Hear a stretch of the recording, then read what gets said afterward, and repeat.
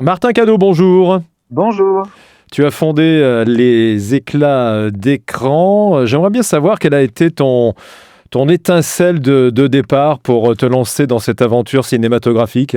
Et bien d'abord, on était 3 au début et on avait vraiment l'envie d'écrire des critiques et qu'on soit, vraiment une critique jeune et qu'on apporte notre regard, sur le cinéma, aujourd'hui et d'ailleurs, le cinéma d'hier aussi mais vraiment, voilà, avoir un regard, de jeune et on est aujourd'hui 26 à écrire des critiques sur notre site leséclatdécran.fr. Et qu'est-ce que vous cherchez à faire? C'est à prescrire, à décrypter les films. J'ai l'impression qu'il y a un côté aussi de transmettre une méthode de critique, d'apprendre à argumenter, à douter peut-être même. D'une certaine manière, oui, tout à fait. C'est vrai on a pas mal d'étudiants qui écrivent, au sein des éclats d'écran et donc on a envie d'apporter un nouveau regard et de montrer qu'on sait, écrire aussi, qu'on sait parler de cinéma.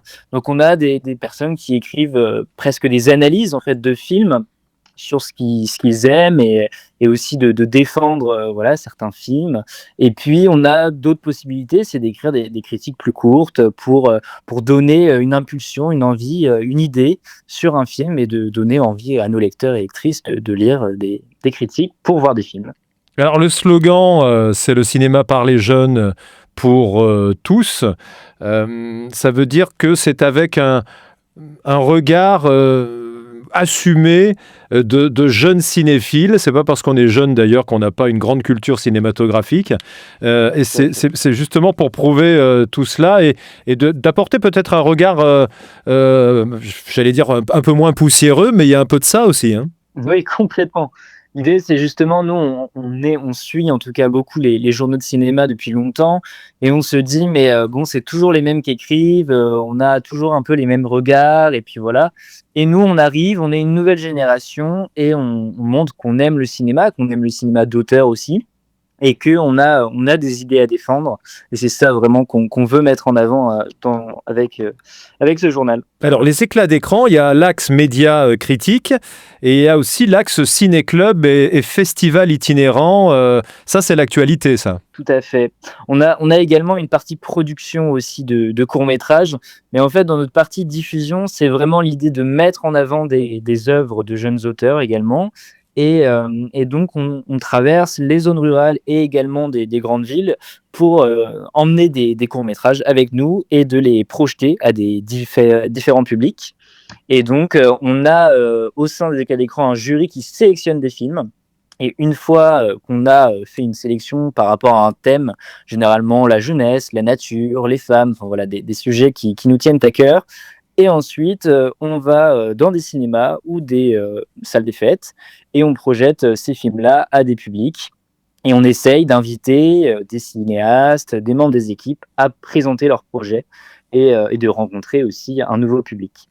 Pour toi, un débat réussi autour d'un film, c'est quoi? C'est quand il y a un consensus, on est tous d'accord sur le film. Au contraire, quand il y a peut-être quelques frictions, c'est quoi quand c'est vraiment réussi, à ton avis?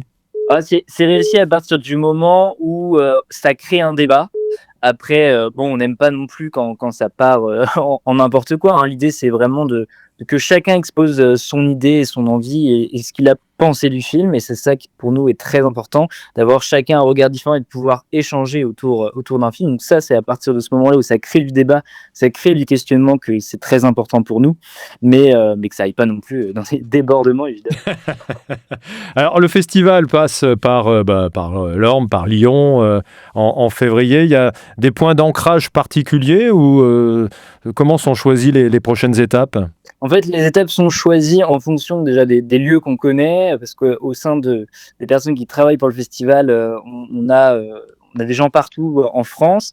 Donc, on passe en Bourgogne parce qu'on connaît bien l'Orne, on passe à Lyon parce qu'on connaît bien Lyon, et on va passer aussi dans le Lot. On a 2 dates qui vont a priori être bientôt décidées au mois de mars, également dans des zones rurales, vraiment pour apporter aussi du cinéma là-bas, dans des zones où il n'y a pas forcément justement de cinéma, où c'est pas forcément très accessible. Donc nous, on a le matériel pour diffuser des courts-métrages dans des petits villages.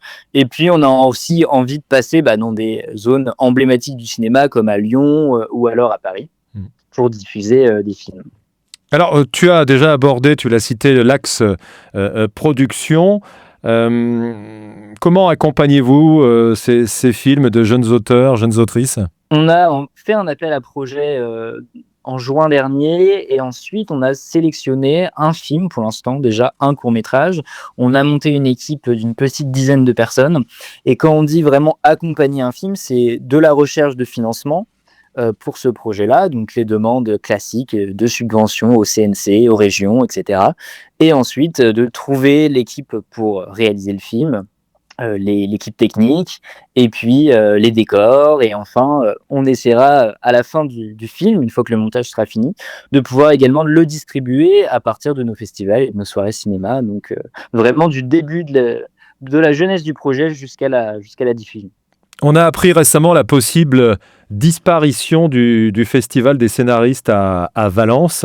Évidemment, ce n'est pas une bonne nouvelle, mais je sens que vous êtes prêt à reprendre la balle au rebond, non? Oui, tout à fait. On a envie, en tout cas, aussi de mettre en avant des scénaristes parce que généralement, bah, il y a des jeunes scénaristes qui n'arrivent pas forcément à tout de suite se mettre en avant, réaliser leur projet. Et donc, nous, on a envie de valoriser ça. Et donc, on fait en effet un appel à scénaristes, à scénarios, pour ensuite que le projet se développe. Alors, pas forcément avec notre structure, mais en tout cas, que les personnes qui ont écrit puissent en parler à un public, à des gens, des professionnels du cinéma, pour que derrière, peut-être, ça puisse faire émerger quelque chose.